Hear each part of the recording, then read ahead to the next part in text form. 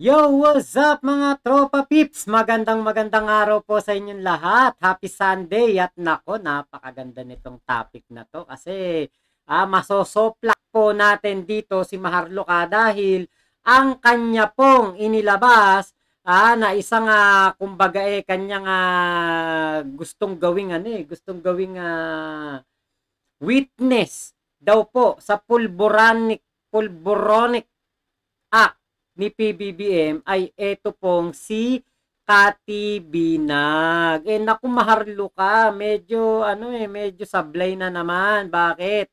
Kasi after kay Tukmol Jonathan Morales, ang inilabas mo naman ngayon ay wala namang credibilidad. Wala. As in, eto, hindi to mapagkakatiwalaan. Dahil, nako, panoorin po ninyo itong video na ito. Pakita ko lang sa inyo to. Heto, panoorin po ninyo kasi etong video na to will say it all. 'Di ba? Pang soplak talaga to.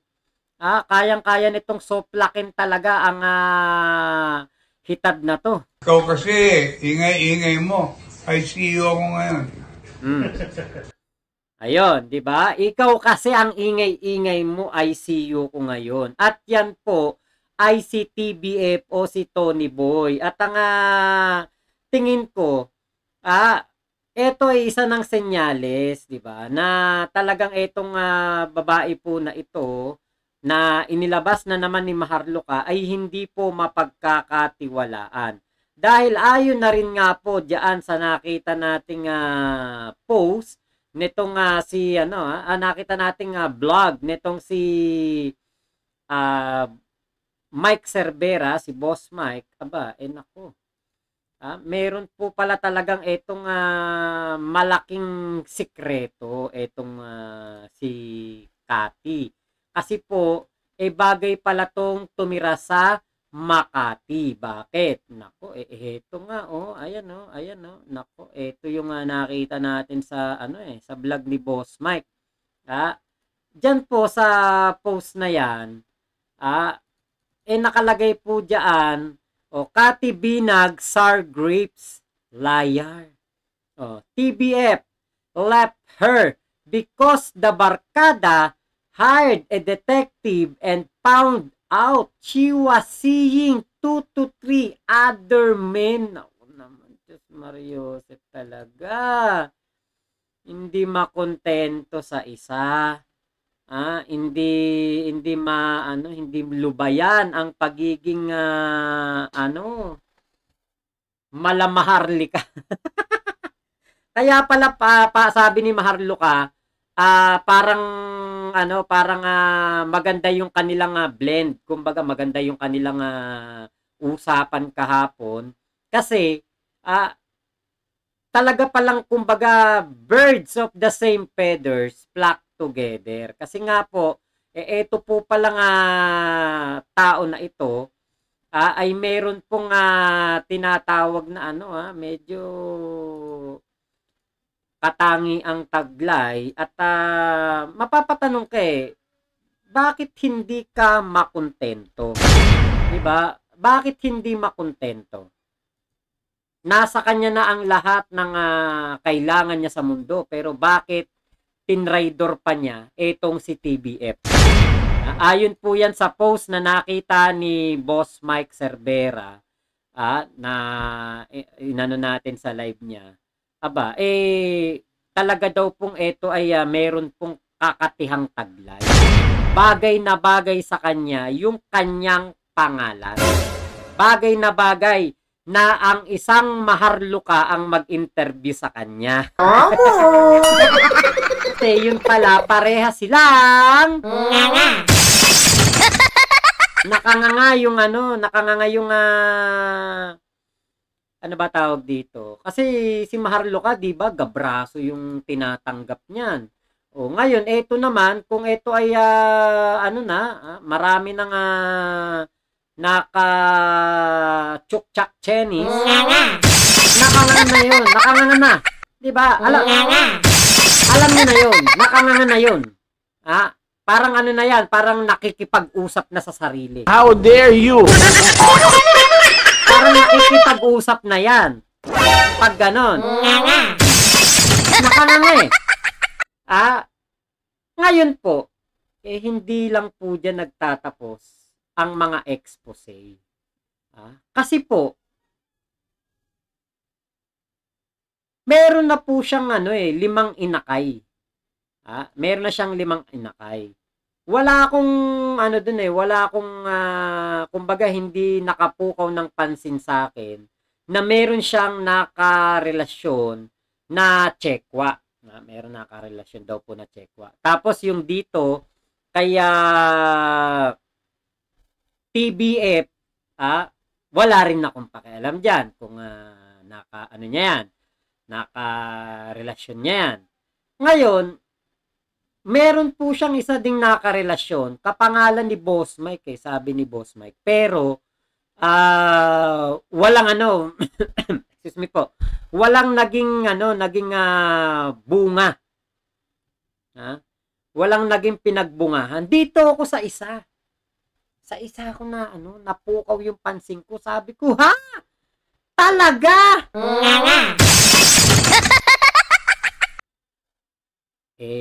Talaga palang ito po ay magkakanda, ano po pala talaga yan.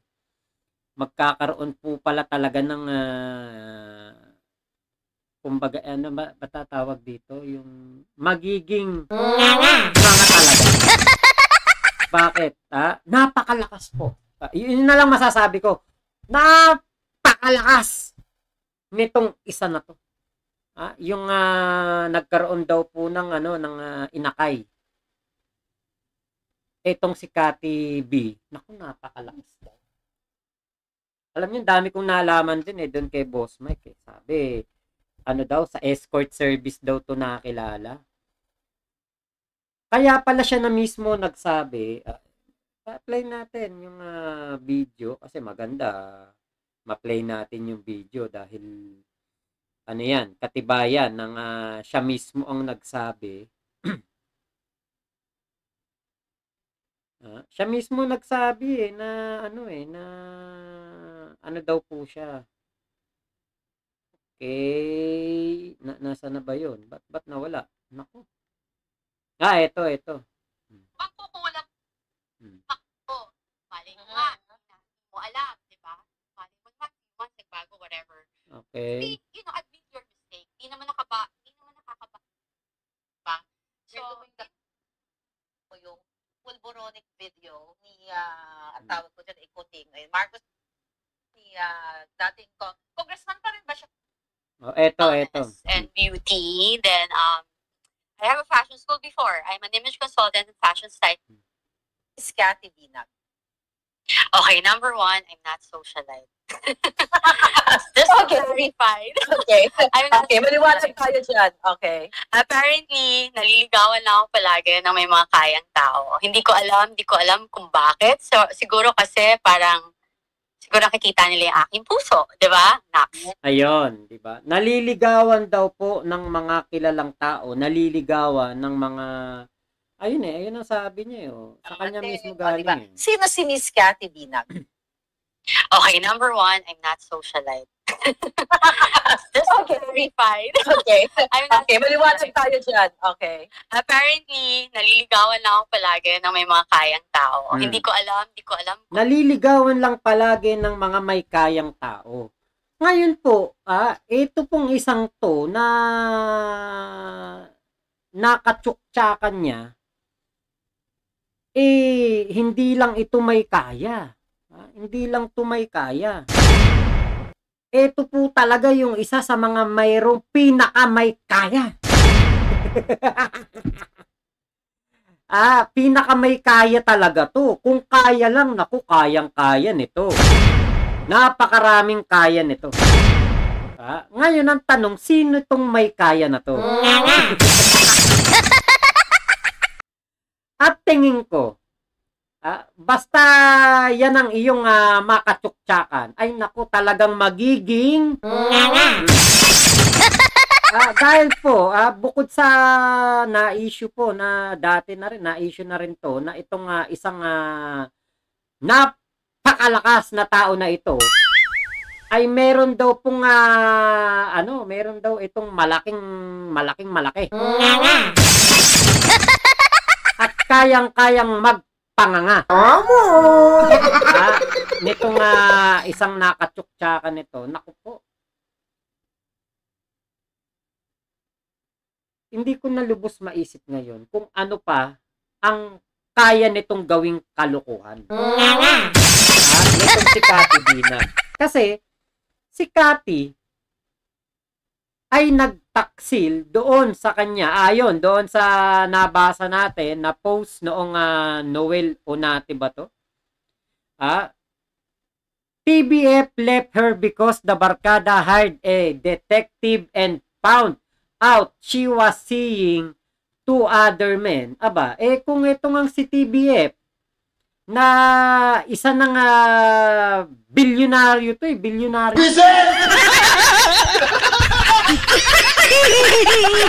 Nagawa pa niya pong pagtaksilan. Di lalo pa kaya ang taong bayan. Lalo pa taong bayan. Kasi yun ng bilyonaryo na yun nagawa pa niyang lokohin. Diba? Pero,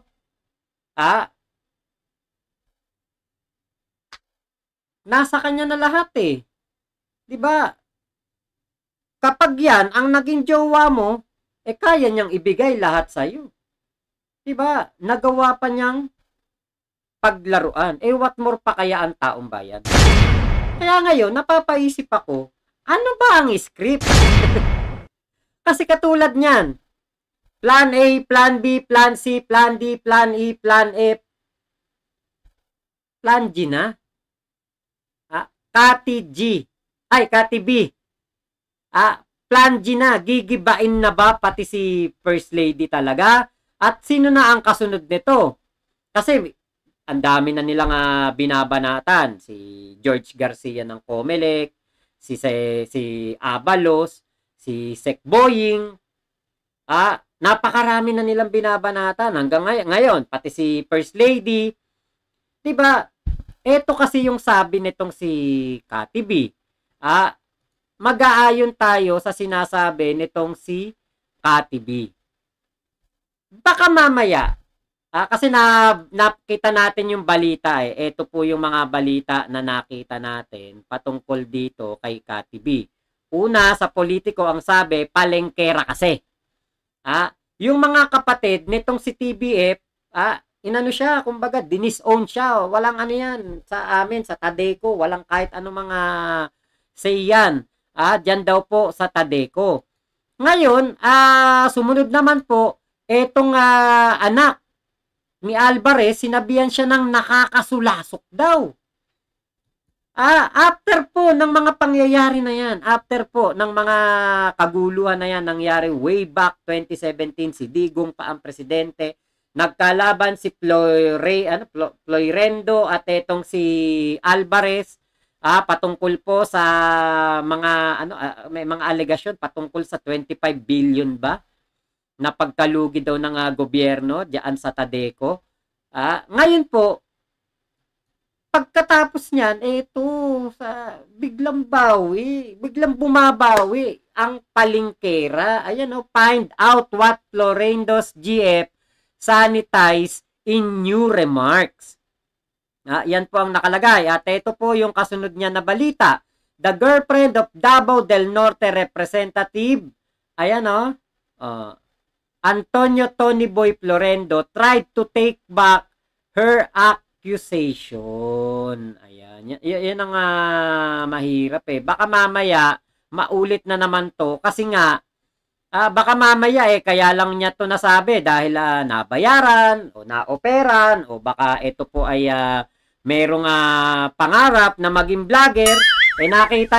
Nakita siguro nila, si Tukmol na Jonathan Morales, ang dami kaagad subscriber. Baka mamaya kaya lang din po nila ito kinuha kasi sokmed lang naman Diba? Kaya tinanggap niya tong trabaho na to. Sokmed lang naman. Katulad lang din nun dati. Nagbigay ka ng statement tapos binawi mo. Diba? Ganun lang kadali. Baka mamaya ganyan ang drama niyan. Di ba nga, kita nyo, si Tukmul nga Di ba? Pagkatapos ng Pidea Leaks, naging vlogger.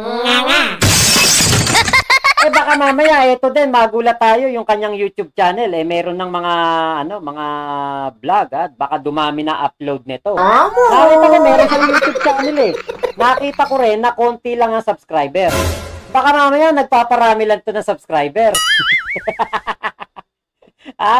Nakita ko baka na nila, ito na yung pinakamadaling stepping stone. Magpa-interview kay Maharlika para sumikat ka. Actually, masisikat ka pa kaysa sa PBB dito kay Maharlika mas magiging ka pa mas magiging sikat ka pa na tao hindi nga lang artista, pero ang importante sikat ka. Diba? Ayan. Biglang bawi. Baka magulat tayo, biglang bawi lang din yan. Ngayon, alam niyo po, nakita ko itong si TBF. Nakita ko di ba? Ayan, tignan niyo po itong video. Ikaw kasi, ingay-ingay mo. I see you ako ngayon. Di ba may edad na po dyan si TBF? Ngayon po, kung titignan po natin dito si TBF sa litrato na ito, baka ito way back 2011, 2012, mga before 2020 kasi medyo luma na yung yung litrato. Makita niyo naman yung surroundings, yung kulay o yung kumbaga yung the way itong nalitratuan, medyo hindi maganda ang kanyang quality, di ba? Medyo luma na. Ngayon, kung makikita niyo po diyan si TBF, may edad na no? Kung makikita po ninyo, mukhang may edad na dyan Ngayon, ang tanong, kung nangyari nung 2012, tapos ganito na po itsura ni TBF, kaya pa kaya yun? Tingin nyo, kaya pa kaya yun na gumamit ng pulburon? Parang napapatanong na ako kasi ang mga binibintangan nitong sila Maharlika, mga may edad na. Ang binibintangan nitong mga DD-shit na ito at mga dagang palengkeng supporter ni Digong, puro mga matatanda na Katulad ni TBBM, senior na yata si TBBM, pero binibintangan pa rin nila ng ganyan. Diba? Meron pa nga akong nakita isang vlogger ang tinutukoy yung nandito na parang pulbo sa ilong ni PBBM. Mario. Diba? Yung mga ganun ba naman na pulbos kumbaga gagawin pa ba talaga yan ng may edad? Kasi talagang sisirain ka niyan sisirain niya ng internal mo Tapos gagawa pa ng ganyan ang tanda-tanda na. Kung dito sa litrato na ito, ganito ang itsura ni TBF noong pong 2012. How dare you? How dare you? Ate B, na nagawa mong siraan, lapastanganin ng pagkatao ni TBF na matagal mong nakasama, 'di ba? Matagal mong nakarelasyon yan Nagawa mong traidorin, nagawa mong lapastanganin, what more pa kaya kaming taong bayan? Paano ka namin paniniwalaan kung eto nga napakayaman, bilyonaryo to, banana royalty to ng Mindanao, nagawa mong lansihin, nagawa mong mag-cheat sa kanya, sa amin pa kaya magawa mong maging tapat? Parang napakahirap paniwalaan yung mga kwento mo di ba? Parang napaka-imposible. Boom! I feel good. Napakahirap pong paniwalaan. Kasi nga po may edad na rin dito si si TBF di ba? Tapos, ito pa. Alam niyo kung ba't hindi ako maniwala talaga dito sa mga pinagsasabi nitong sila Maharlika? Ito 1983, si PBBM, isa na lang ang kidney dahil dinonate niya sa ama niya. Sino nagsabi? Si Senator Amy Marcos mismo. O, kaya, walang kumikibo sa pamilya Marcos kasi nga po, this is a hoax. This is a fake news. Paano nila papatulan yan? Fake news nga. Diba? Paano nila yan tatanggapin? Fake news nga. Hindi ka panipaniwala. Kasi, kung 1983, si PBBM, isa na lang ang kanyang bato o kidney, paano pa niya magagawang magbisyo? Kahit nga magiinom ng alak tingin ko hindi na rin kaya dahil nga po napakahirap niyan, isa na lang ang kidney, 'di ba? Yun yang kumpleto ang kidney Pag nagiinom nasisira ang kidney, nasisira ang atay, 'di ba? Tapos gagamit ka pa ng pulburon. Para mo na rin sinabi magpakamatay ka na lang. Diba, parang sinasaktan mo yung sarili mo. Tingin ko po, kung gumagawa talaga ng ganun si PBBM, hindi po aabot sa ganitong edad, di ba? Etong mga to, hindi to aabot ng ganyang edad kung gumagawa po yan ng ganyang pulburon. Ngayon, tinanong daw po, kaya mo bang dalin sa korte yan? Tayuan sa korte yan. Tanong daw ni Maharlika. Ang sabi naman ni Kati B, oo naman, I'm speaking my truth. It's my story. Walang nagbayad sa akin. Hindi ako troll. Hindi ako malapit sa Duterte. Experience ko to based on my relationship with my ex. I'm a witness. Witness daw po siya. Bakit hindi mo dinala sa korte yan? Bakit hindi ka kumuha ng abogado at nag-file ka ng impeachment complaint o nagpunta kang PIDEA para patotohanan yang mga hawak mong ebidensya? Ba't hindi mo dinala sa korte? Bakit? Kasi kapag sa korte, pag nanumpa ka at hindi yan totoo, ay pwede ka ring maipakulong. Diba? Kaya hindi po dinadala nila yan sa korte. Ginoon mo, pumayag ka na ilabas mo pa yan una sa SOCMED kaysa sa korte, diba? Mas pumayag ka na magamit ka pa sa SOCMED. Kung totoo yan, diba? At sinasabi mo para ka sa bayan, bakit mo sa SOCMED nilabas? Ang tanong, nasa Pilipinas ba to ngayon? Baka nasa Amerika na naman to, baka nasa ibang bansa na naman to, namumuhay na sa ibang bansa. Kaya kapag po, idinemanda na naman, pahirapan na naman. Kaya malakas ang loob kasi nasa ibang bansa. Katulad ni Maharlika. Diba, si Maharlika, kaya nga yan na malakas ang loob kasi nasa Amerika Pero diba, naaabot pa rin siya ng kamay ng batas. Kahit ang mga Pilipino na binalahura niya, pumupunta ng ibang bansa para magdemanda laban sa kanya. Ngayon, sinabi naman itong si Kati B, na ano naman daw po nasan ba yung isang mensahe dito? Sabi po, netong si Kati B, ano naman daw, kumbaga, yung kanyang paglabas na ito ay hindi naman daw po ito, hindi politically motivated. Parang ganun yung sinasabi niya. Sabi niya, when you run a public official, as a public official, you owe it to the people.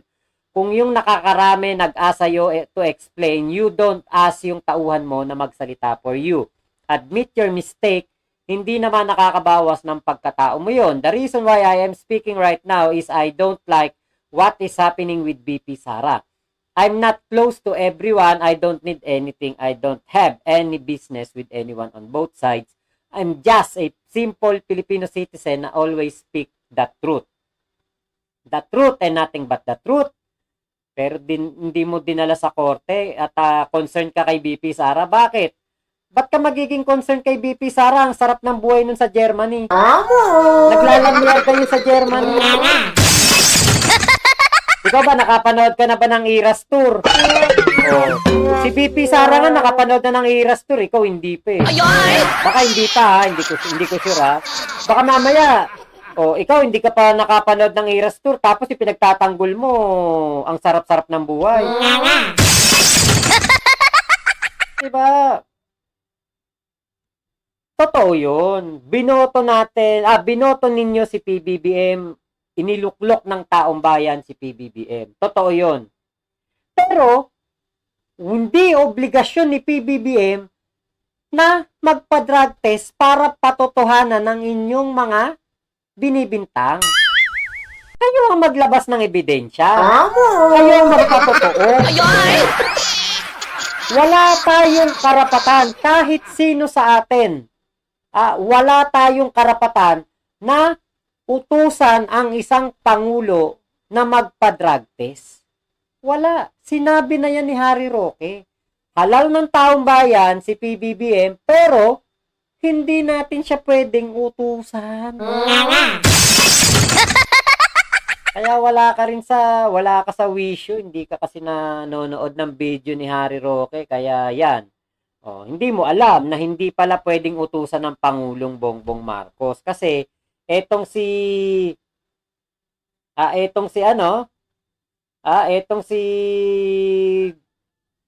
Digong noon, pinapa-drug test, ayaw din magpa-drug test.